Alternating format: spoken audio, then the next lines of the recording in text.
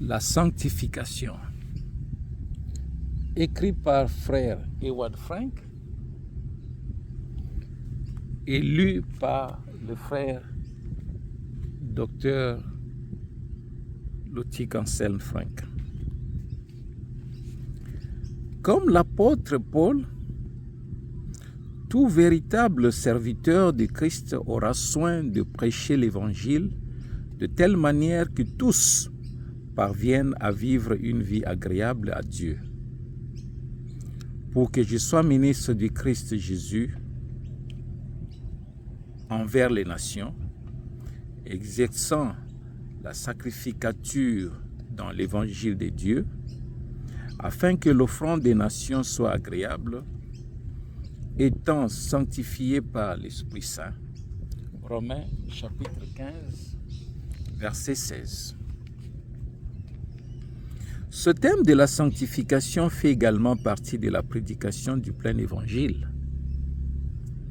Dans Hébreux chapitre 12, verset 14, il nous est dit clairement: poursuivez la paix avec tous et la sainteté, sans laquelle nul ne verra le Seigneur. C'est une affaire à prendre au sérieux. Il est dit ici de ceux qui ont cru, qui ont été justifiés, régénérés et qui sont nés de nouveau sans que la sanctification, ils ne verront pas le Seigneur.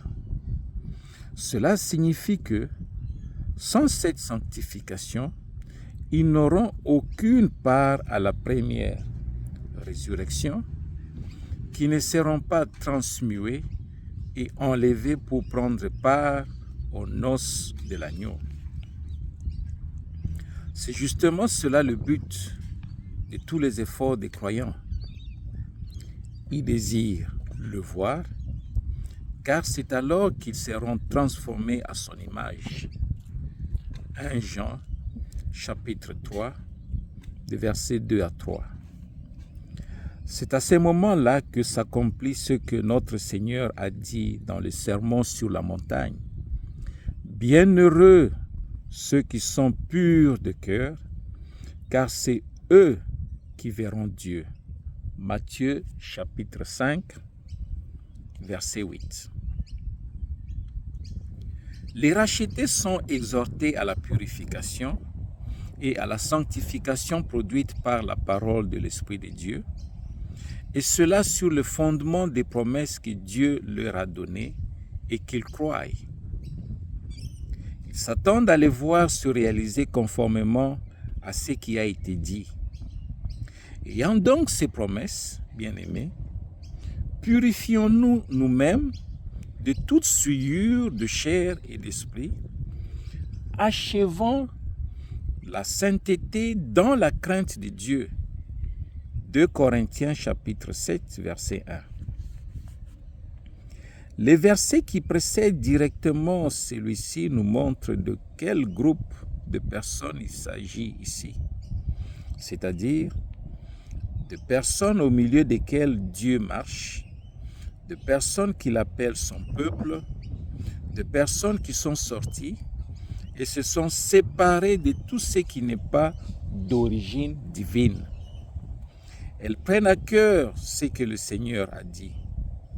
Et ne touchez pas à ce qui est impur, et moi, je vous recevrai.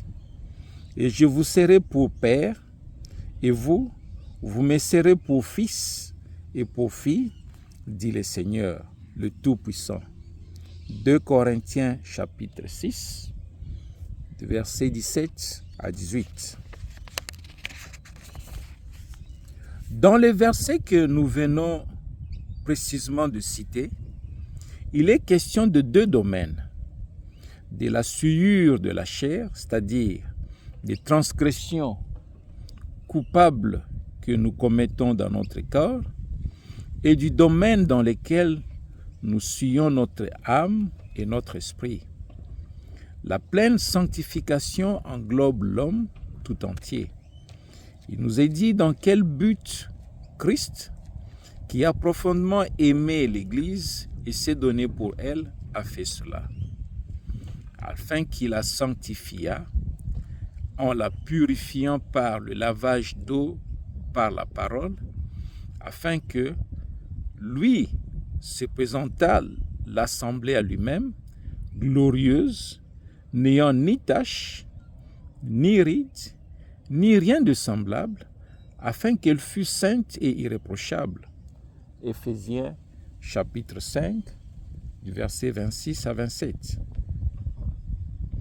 Les rachetés verront leur Rédempteur dans la sanctification, sans reproche et sans faute. En ce qui concerne la sanctification, il s'agit du lavage d'eau par la parole. Pour illustrer cela, nous pouvons également prendre un exemple bien compréhensible. Il ne s'agit pas d'une aspersion, mais d'un bain tout entier. Il s'agit d'être plongé dans toute la plénitude de la parole, laquelle est esprit et vie. L'homme tout entier, âme, esprit et corps, est placé dans les limites tracées par la parole.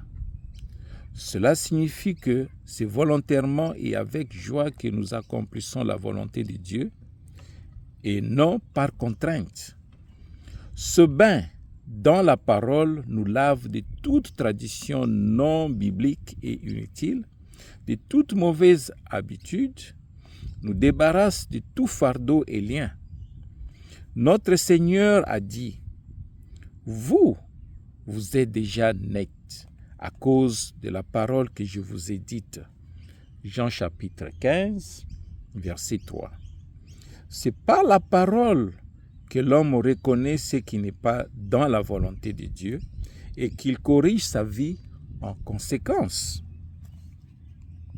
La purification et la sanctification par la parole et par l'esprit ne peuvent avoir lieu que lorsque l'homme est prêt à croire toute la parole et est disposé à l'expérimenter.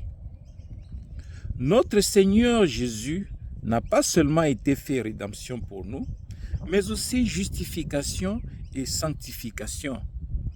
1 Corinthiens chapitre 1, verset 30.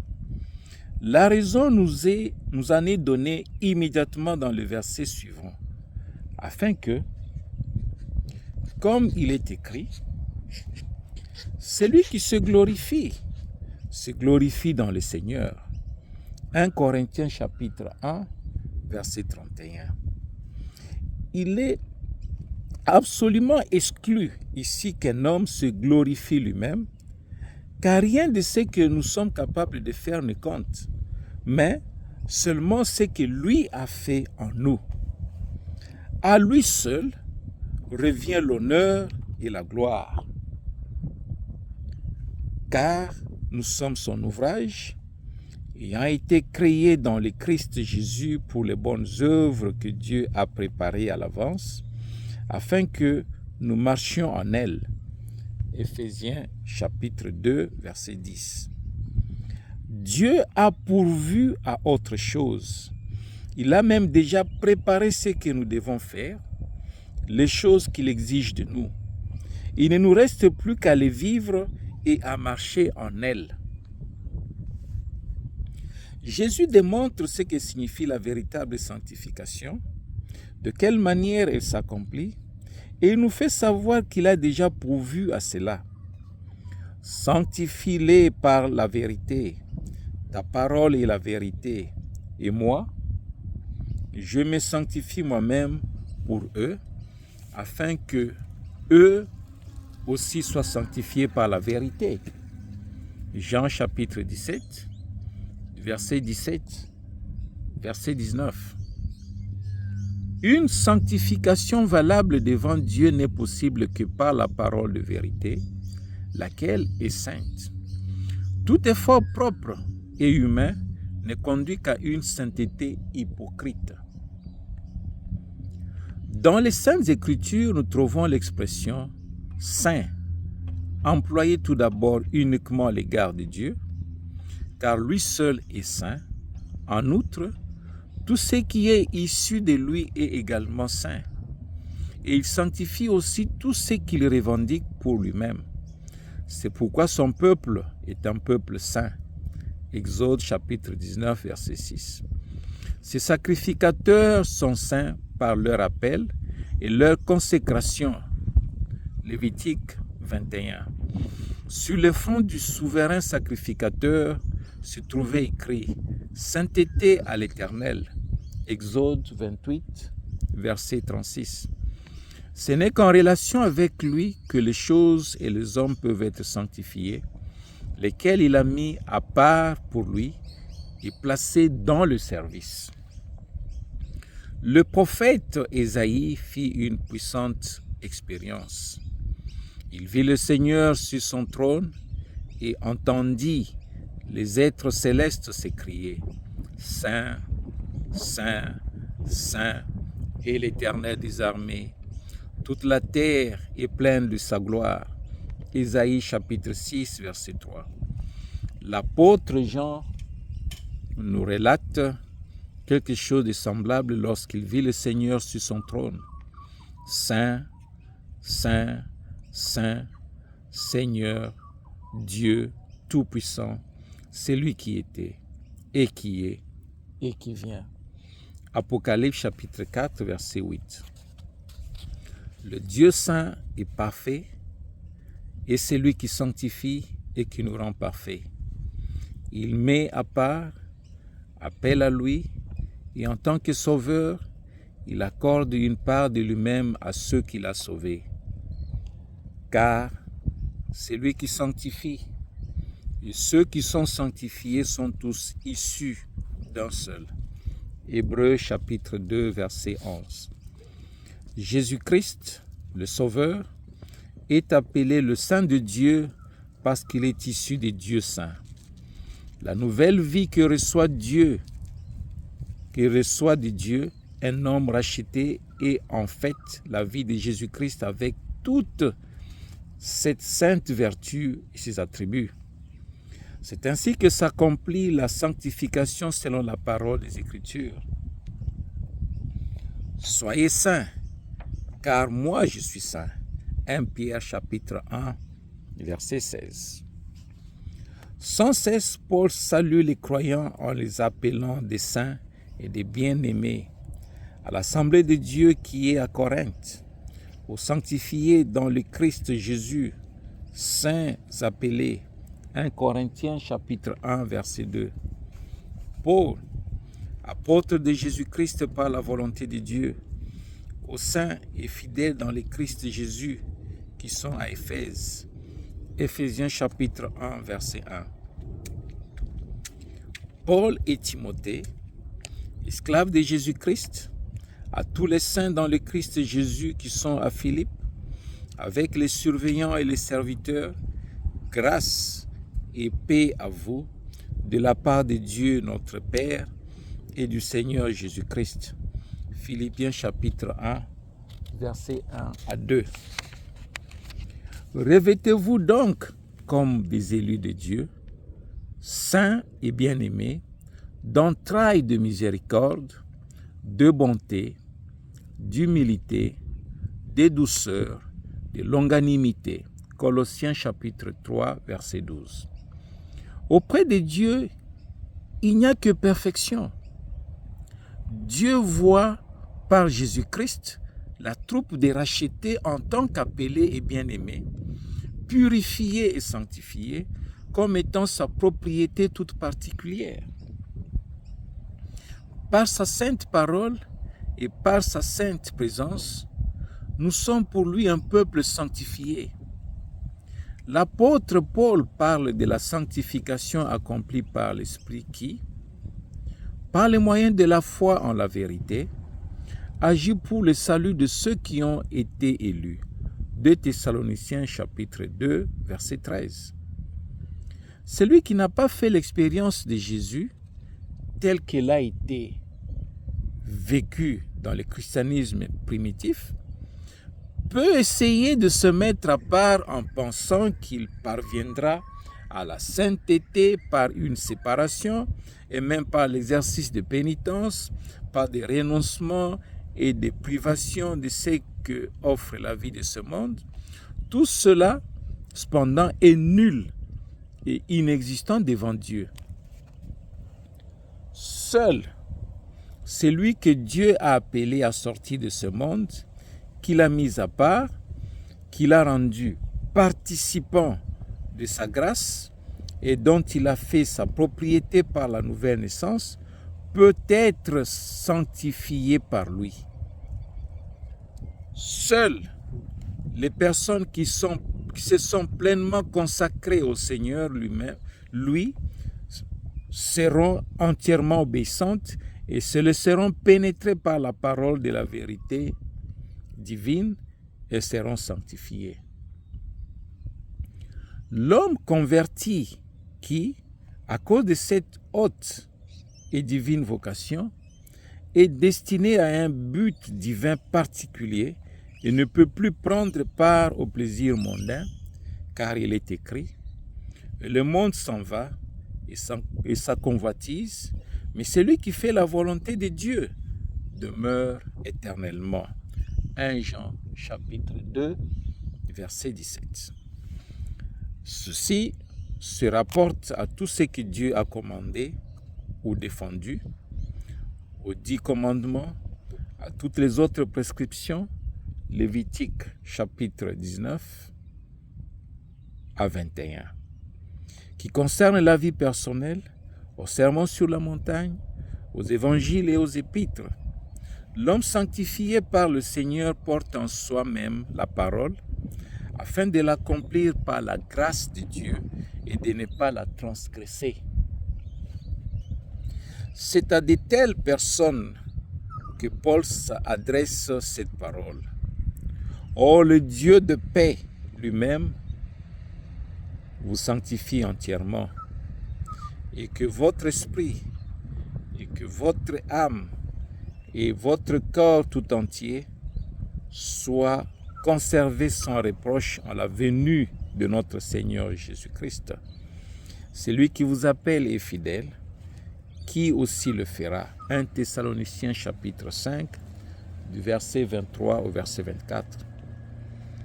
Les Saintes Écritures ne connaissent pas la pratique catholique de la béatitude et de la canonisation. Elles ne connaissent pas davantage le fait d'invoquer des morts que l'on a déclarés saints, ou même que l'on a nommés patrons protecteurs. Ce ne sont que des tromperies apaisantes. Des millions de personnes se tournent ainsi vers des soi-disant saints qui n'existent pas. L'Écriture nous commande de nous adresser directement à Dieu et non à des hommes. Celui qui veut se documenter à ce sujet constatera que, tout particulièrement dans les religions de l'Extrême-Orient, la croyance superstitieuse dans les ancêtres joue un très grand rôle. Mais seul le Dieu bienheureux et saint peut nous rendre bienheureux et saints.